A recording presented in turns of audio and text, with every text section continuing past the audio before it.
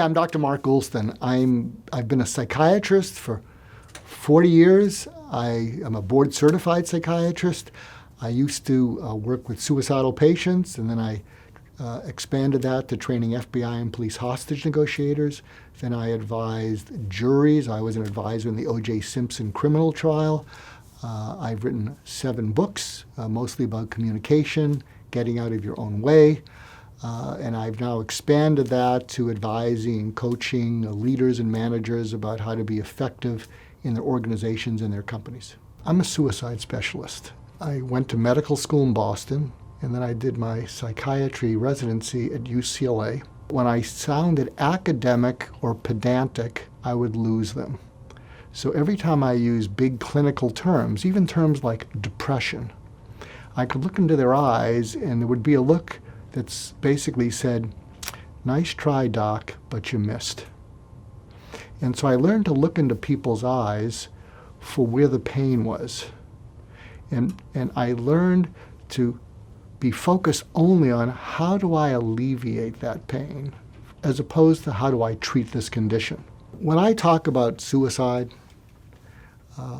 what I often say is that people don't commit suicide because they're merely depressed. There's hundreds of millions of people who are depressed. I say they commit suicide because they feel despair. And if you break the word despair, unpaired with hope, hopeless, unpaired with worth, worthless, unpaired with help, helpless, meaningless, pointless, useless. And when they are unpaired with all of those at the same time, they pair with death to make it go away.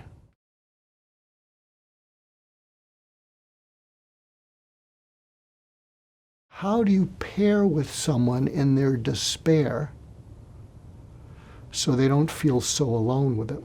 Something I also learned about, not all, but many suicidal people who don't take your advice.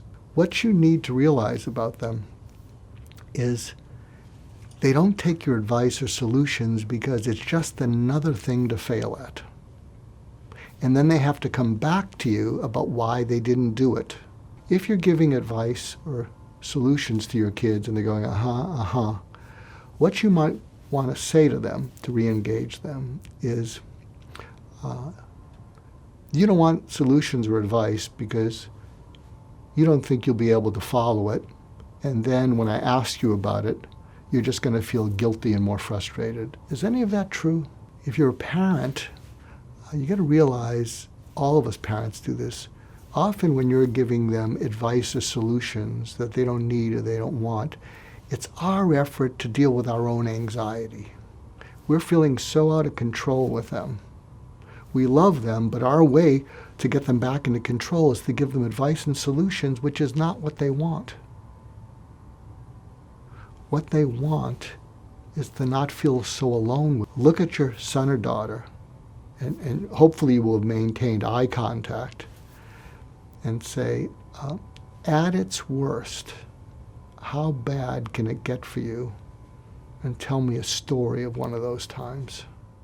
And pull the story out in detail, because something I know psychologically is when you can pull out the details, not just, I had failed an exam, but I failed an exam and then I came home and it was quiet and I went down to the kitchen and I saw some of the knives. Here's what I know psychologically.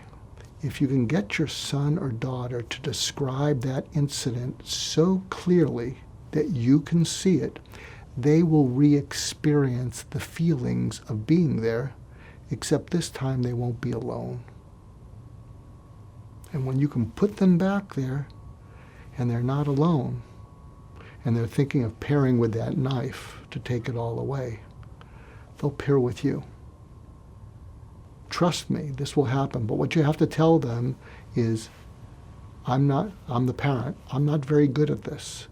I lucked out with this conversation. And if this is what you need, and I'm messing it up by giving you advice or solutions, you need to get my attention. And I may slip, but I need your help, because sometimes my way of helping is to give solutions and advice. And I just don't want you to be alone there.